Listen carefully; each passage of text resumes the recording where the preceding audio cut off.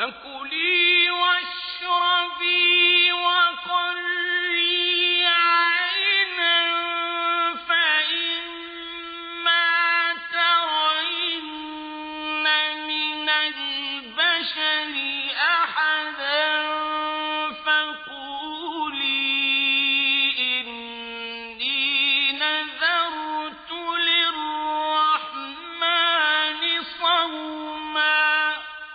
Hey everyone, Assalamu alaikum. Welcome to the Islamic Mary podcast. So for today, I want to speak about a question I received when I was at Georgetown University. I spoke at a panel there on Christian-Muslim relations, and then later I went and spoke to a group of graduate students who were in the Department of Theology, and some of them also came from Arabic and Islamic studies. And one of the questions that emerged was, why is Maryam silent?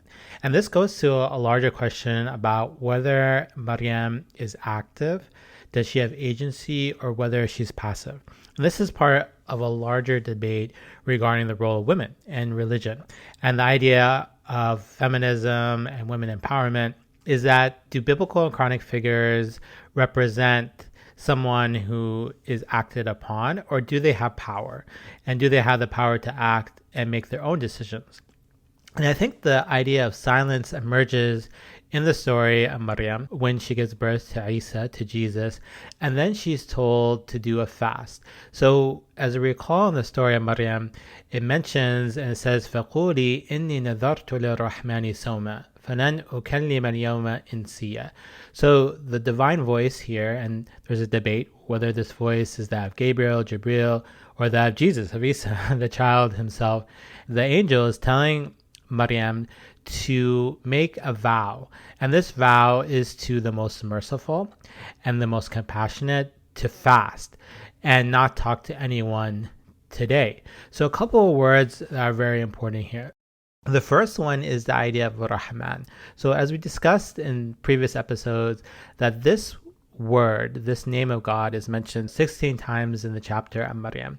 And almost every time God is mentioned, he's mentioned with this name, that he is the most compassionate, he's the most merciful. And this has to do with the idea that God is transcendent, he's powerful, Qawiyul Aziz. And the idea is that he's mighty, he's strong. And in this conception of God being powerful and mighty, that people could eventually become intimidated by God. They may not want to reach out to God. They may be in fear of God, in awe. But there's this idea of Ar-Rahman, that God is most merciful, he's compassionate. And even though he has that power, that he enacts that power in a kind and beneficial way. So the voice tells her, speaking directly to her, that she should make a vow. And this vow would be of Soma. And as we've discussed, the word here is not actually silence. So it's not samt or sukut, but rather it is som. And as you know, the month of Ramadan is a month of fasting, is a month of siyam, of som. And one of the 5 pillars of Islam is som, is of fasting. And literally the idea of fasting or som is to abstain for a greater spiritual purpose. And when I speak to my students, especially with Christian audiences, they often mention Lent, and they have that understanding of abstaining. Also for Jewish students, the idea of Yom Kippur, of fasting for 24 hours and not eating anything. So the idea here is that she's not necessarily asked to be quiet, even though, as we'll see, that is suggested or commanded of her, but she's asked to be in a state of fasting. Now, this is interesting because, as we discussed earlier, that Zechariah is also told to be silent. So here, Maryam is not told to be silent, I believe, because she's a woman and women do not have power or shouldn't raise their voices, but rather there's this idea that after these various figures, whether they're male or female, make an impassioned prayer and speak about their strength and vulnerability, then they're told to be silent and let God take over the rest. Maryam will be silent here, and this will eventually lead to the speech of Jesus, of Isa. So then she's told, فَلَنْ أُكَلِّمَ الْيَوْمَ إِنْسِيًّا. So don't speak to anyone today. So once again, the idea of kalam or speech is used and is telling her don't, in the future tense, speak to anyone. So once again, the verb or the noun of silence is absent. You don't see the idea that you should be quiet or lower your voice, but the idea that she shouldn't speak to anyone. And this word of kalam emerges and reemerges throughout the chapter. And as we recall, this idea of silence and not speaking is repeated in the story of Zechariah. So just a couple of verses earlier, that Zechariah is told that he's going to have a son, and this son is going to be John the Baptist, or Yahya. Now, Zechariah, he doesn't believe it, right? He says, my wife is barren, I'm old, my bones are brittle, my hair is all white.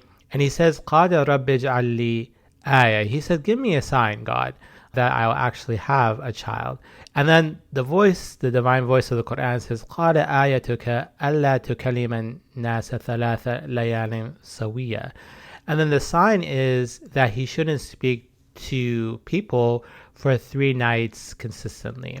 Now, what's interesting here is, once again, that the word silence is not used, or samt or sukut, that he's not told to lower his voice or to not speak, but he's told that he shouldn't talk. The idea of kalam, of words, is once again used. And he's not supposed to talk for 3 nights consistently. And this is important because if we look later in the chapter of Maryam, then Maryam is told almost exactly the same thing. And the same root of the verb, kallama yukallimu, is used. But with Maryam, she is told that she should fast or not speak for an entire day, where Zechariah is told that he should not speak for 3 nights and that he should use his hands as a way of communication. And what's also fascinating is that when the verse commands Zechariah not to speak, it doesn't use the word som. So som, or the idea of fasting, is used specifically to Maryam and not that of Zechariah and Zechariah. Now, when we look at the story of Maryam as a whole, we see that she does speak. And there are many instances in the story of Maryam where she voices her thoughts and opinions.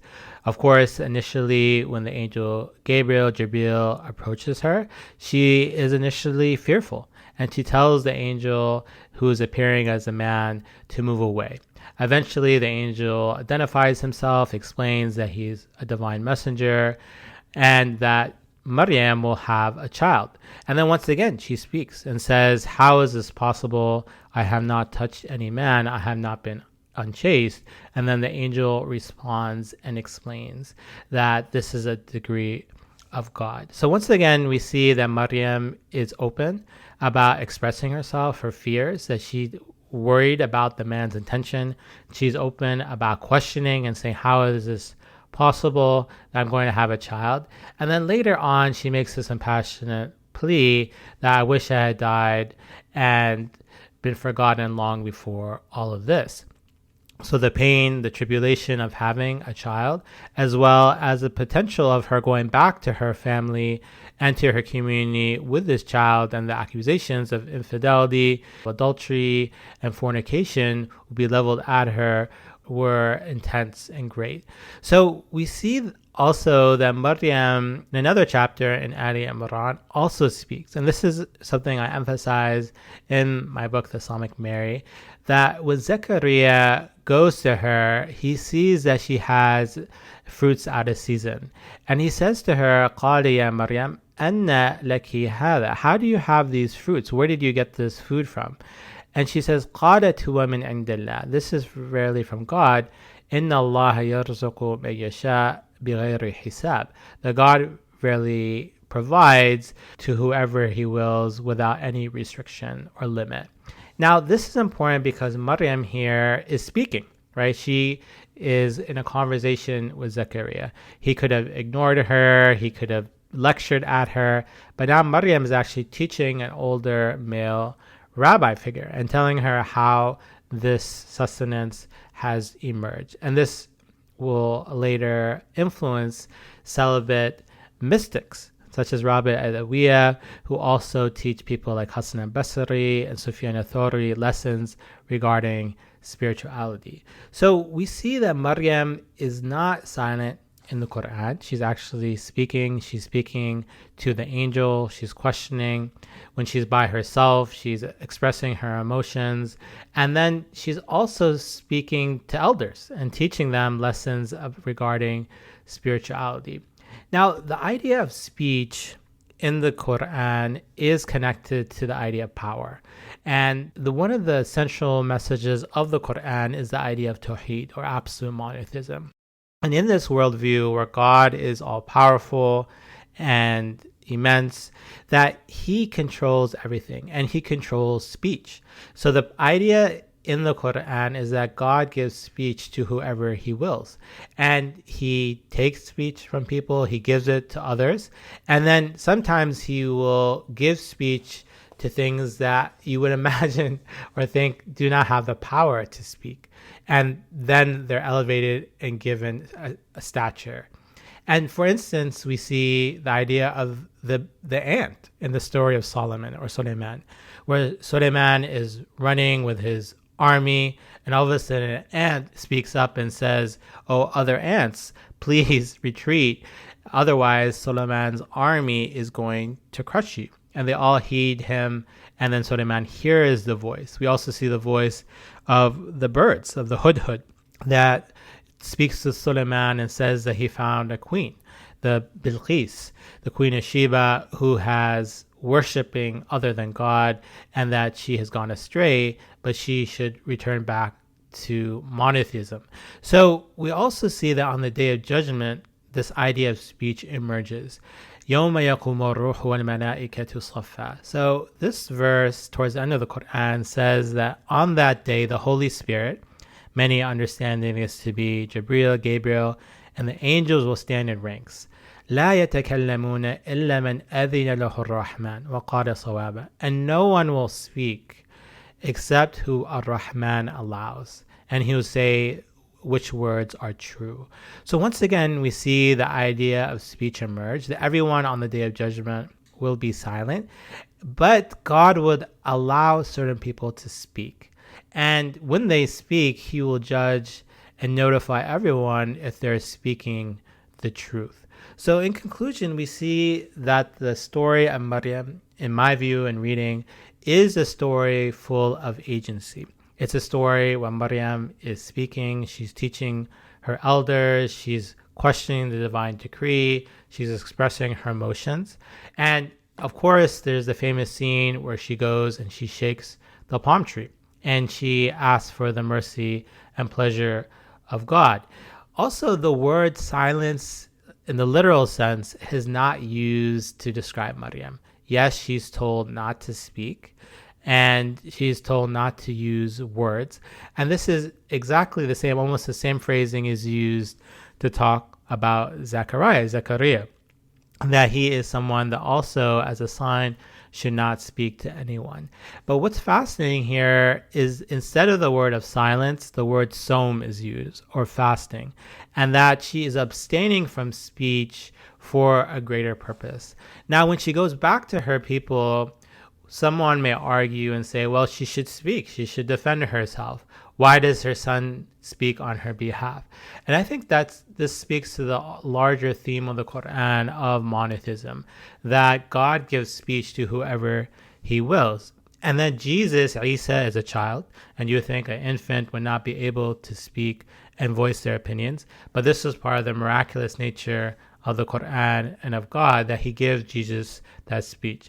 And once again, I would argue that in this moment when Jesus goes back to his people carried by his mom, he's still in many ways part. They're almost a unit, you could argue, that Maryam is the mother of Jesus and Jesus is the son of Mary, and that they are going together back to their people, and Jesus is speaking on behalf of his mother and defending her honor and stature.